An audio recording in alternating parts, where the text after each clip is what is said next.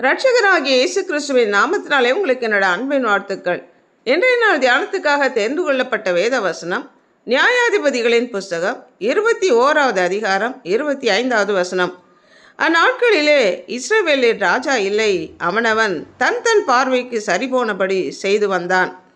அவர்களை ஆளுகை செய்ய உலக பிரகாரமான ராஜா இல்லாதிருந்தும் பரலோக ராஜா அவர்களை ஆளுகை செய்து கொண்டிருந்தாலும் அவர்கள் தேவனுடைய வார்த்தைக்கு நியாய பிரமாணத்தில் எழுதப்பட்டவைகளுக்கு கீழ்ப்படிந்து நடக்க மனதில்லாதிருந்தார்கள்.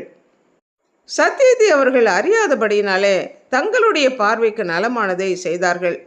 மீகா என்கிற எப்ராயிம் மலை தேசத்தான் வெட்டப்பட்ட சொரூபத்தையும் வார்ப்பிக்கப்பட்ட விக்கிரகத்தையும் ஏபோத்தையும் உண்டு பண்ணி அதை வீட்டிலே வைத்து அதை தொழுது கொண்டு வந்தான். கிதியோனோடு கர்த்தர் கூடவே இருந்து மீதியானியரின் கைக்கு நீங்களாக்கி ரட்சித்த போது அவன் ஜனங்களிடமிருந்து பொன் நகைகளை எல்லாம் கேட்டு வாங்கி ஒரு ஏபோத்தை செய்வித்தான். அந்த ஏபோத்தை ஜனங்கள் விக்கிரமாக மாற்றி வணங்கி வந்தார்கள். எப்தா கர்த்தர் தனக்கு யுத்தத்திலே வெற்றியை தர வேண்டும் என்று வேண்டுதல் செய்து தவறான பொருத்தனை செய்து அதை நிறைவேற்றினான். இவைகள் யாவும் தேவனை அவர்கள் அறியாததுனால, தேவனுடைய வார்த்தைகளையும் தேவனையும் அறிய விரும்பாததுனால தங்களுடைய பார்வைக்கு நலமான காரியத்தை செய்தார்கள். மற்ற தேசத்தாரை போல தங்களை ஆளுகை செய்ய தங்களுக்கு ராஜா வேண்டும் என்று கேட்டபொழுது சாமுவேல் மிகவும் மனம் உடைந்தவனாய் காணப்பட்டான். கர்த்தர் சாமுவேலை நோக்கி, அவர்கள் உன்னை தள்ளவில்லை, நான் அவர்களை ஆளாதபடிக்கு என்னைத்தான் தள்ளினார்கள் என்று கர்த்தர் சொன்னார்.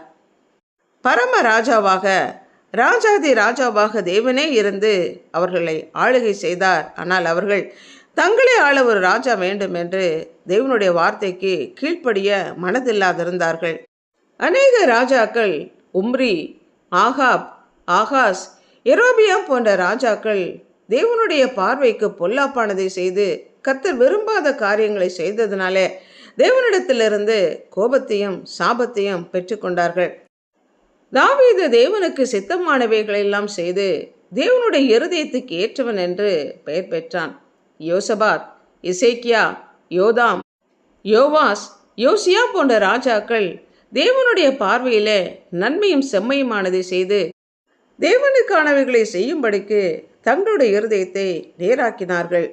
தங்களுடைய பார்வைக்கு சரியானவைகளை செய்த அந்த நியாயாதிபதிகளைப் போலவும் தேவனுடைய பார்வையிலே பொல்லாப்பானவைகளை செய்த அந்த ராஜாக்களையும் போல இராதபடி தேவனுடைய பார்வையிலே நன்மையும் செம்மையுமானவைகளை செய்து கர்த்தருடைய வார்த்தைகளின்படி நடக்க நம்மை அர்ப்பணித்து ஜெபிப்போம்.